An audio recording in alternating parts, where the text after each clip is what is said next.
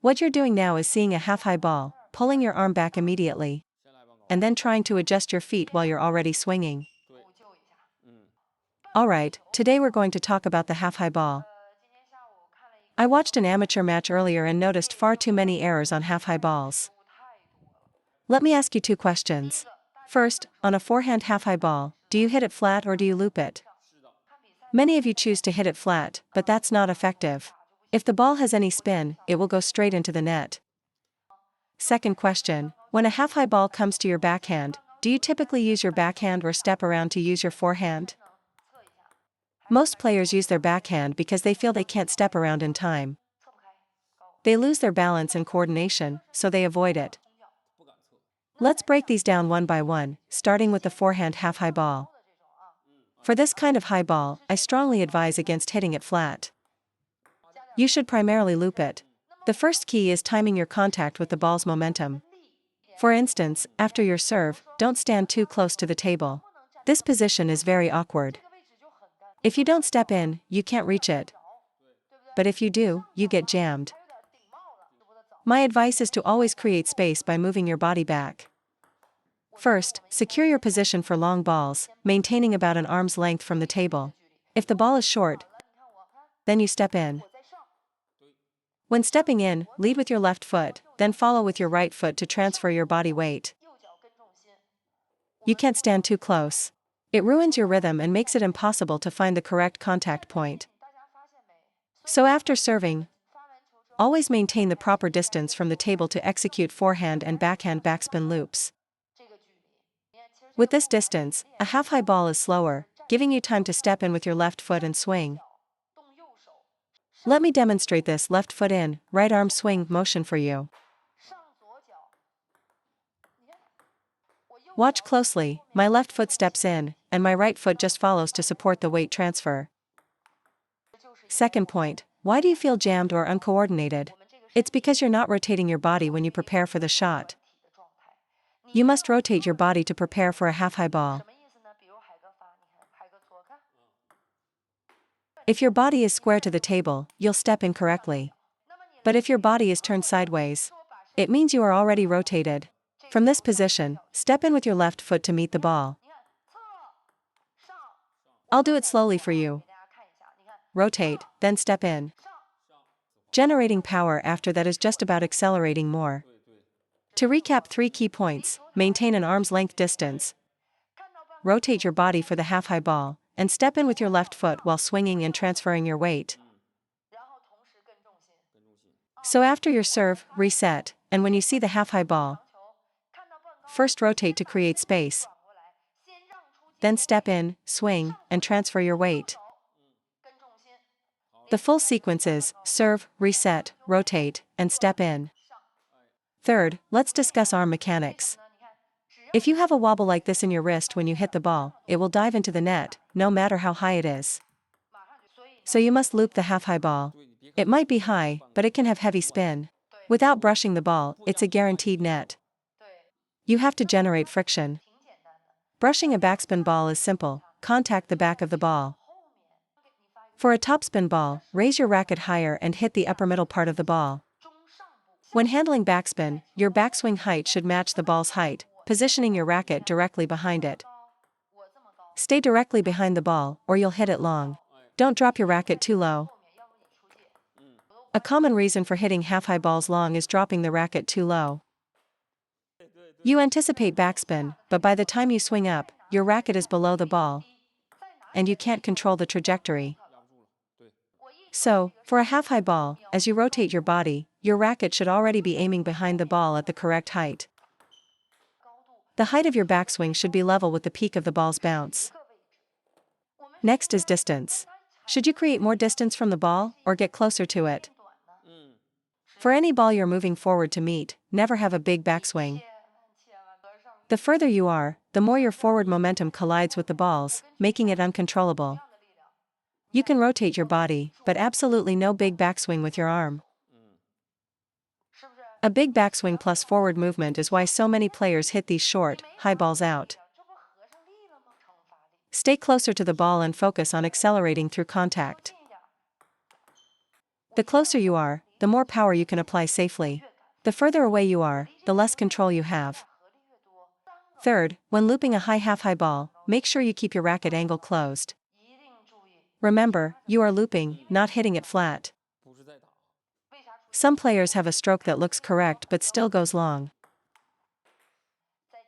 This is because at the moment of contact, there's still a pushing motion. You're not truly wrapping around the ball and creating friction. On a high ball like this, the spin is usually weaker. You don't need to lift or push it, you need to keep your racket angle closed through the entire stroke.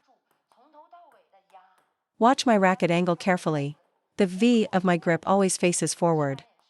This is the same for penhold players, keep that racket face down. Only then can I confidently generate power. Your grip's V must face forward, not upward. From backswing to follow through, it stays facing forward. You don't need to snap your forearm upward. Just stay over the ball with a quick acceleration for both power and consistency. Fourth point, the follow through.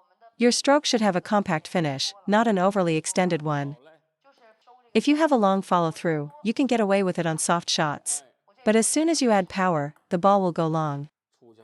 So for all these half-high balls, your stroke must be compact and finish right after contact. This is different from a long ball, where you need to drive through it. If you drive through a short ball, the distance is too short. You need to feel a braking action at the moment of contact. After contact, accelerate the forearm into the finish. When generating power, accelerate and finish the stroke immediately after contact. Don't push forward, as that lengthens the arc and sends the ball long.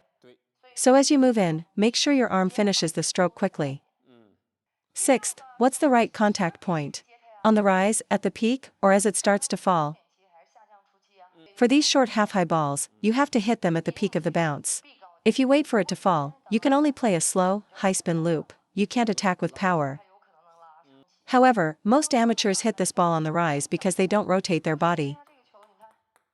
They rush the shot and lose their footwork coordination. For this shot, you must give your body time to rotate first. The rotation should initiate the movement. When the ball comes, rotate, then step in. That's how you properly time the shot. You can't rush this shot. If you do, you'll contact the ball when its downward spin is strongest, causing it to go into the net. Give that moment to your body. Let it rotate into position so you can see the ball clearly, then move forward to strike. Many players make errors because their first move is to pull their arm back. If you start with your arm, your feet get stuck to the floor. This habit of starting with the backswing is something you must correct. In a game, if your opponent loops, pushes long, or flicks instead, a premature backswing will freeze you completely. You'll be a sitting duck. I'm telling you, the backswing is the absolute last step. Here's the sequence in slow motion: serve, reset. See the ball's position, move your feet into place first, and only then do you take your backswing and execute the shot. What you're doing now is seeing the ball, pulling your arm back immediately, and then trying to adjust your feet while you're already swinging. What you should be doing is, serve, get ready. And when you see the ball, your first reaction should be to move your feet. During this time, my hand is still in front of my body. Once I see where the ball is, I rotate, and then I execute the stroke. The backswing part comes last. Watch and see if that's how I do it.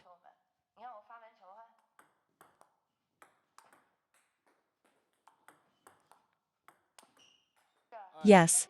My body, center of gravity, and feet are already adjusted. Only when I feel my feet are in the perfect position do I begin my backswing. The moment you start your backswing, your feet are locked in place. The same principle applies to the backhand. As your feet get into position, your racket stays in front of you, and then you take the backswing. The reason your footwork can't keep up is because you're starting with your arm. Once you commit to the backswing, your feet can't move. Keep your racket in front, let your feet move first, and you won't get twisted up. You'll be able to move freely. Nobody walks by swinging their arm way back before taking a step, right? Coordinated movement is always fastest. Okay, let's move on to the backhand. For a half-high ball like this, many players can't step around. So they use their backhand. Traditionally, we teach that you must step around for this ball. But today, let's learn how to loop this half-high ball with your backhand. There are two ways to play it. One is a flat hit, but the biggest problem is that it's easy to hit the net. So, we must loop it. When you loop, the contact point must be in front of your body. Many players struggle because their swing goes sideways, which makes them feel jammed by the ball. For this backhand half-high ball, should we wait for it or step in? Normally, you should step in. But if you do, you'll be in an awkward position because you'll get completely jammed. Stepping in on the forehand is different. You can create a lot of space and you won't get jammed. At worst, I can just use a smaller forehand stroke. But you can't do that on the backhand. As soon as you step in on your backhand, you get jammed, unable to swing, like a sword stuck in its sheath. That's why I suggest you wait for the ball. Unless the ball is extremely short, like a drop shot, then you must step in. But for a ball that's just barely off the table, you can afford to wait. This helps you time the ball better. For a one-bounce ball off the table, you can definitely wait for it. For a two-bounce ball, you have to move in. The second question is, how do you loop it? For this shot, don't open your racket face. Instead, you need to brush the upper middle part of the ball. See how I raise my racket and keep the angle close to brush it? If you open the racket face, it'll go straight into the net. The only way a flat hit works is if you aim upward and forward, because you're still dealing with a backspin ball. Also, the backhand stroke doesn't have the same forearm snap as the forehand, so it's harder to create a high arc. So you must contact the upper middle part of the ball. Contacting the back of it won't work, you'll hit it long. Keep your racket angle closed and brush the upper middle part of the ball. This will give you great accuracy. Stay over the ball, use a compact motion in front of your body, and use your forearm rotation to neutralize the spin. Otherwise, if you hit it flat, it's in the net. If you open your racket to brush it, it goes long. Watch, I find the right spot, there's no big upper arm movement. It's mainly the forearm driving forward. And be careful not to overuse your wrist. For those softer, higher half-high balls, like on a weak service return, never drop your racket low. When the opponent gives you a soft push, many players immediately try to loop it like a normal backspin ball, and it flies off the table. I'm sure you've experienced this. For these soft balls, use the method I just described. It's much more effective and requires less effort. Looping it like this is enough.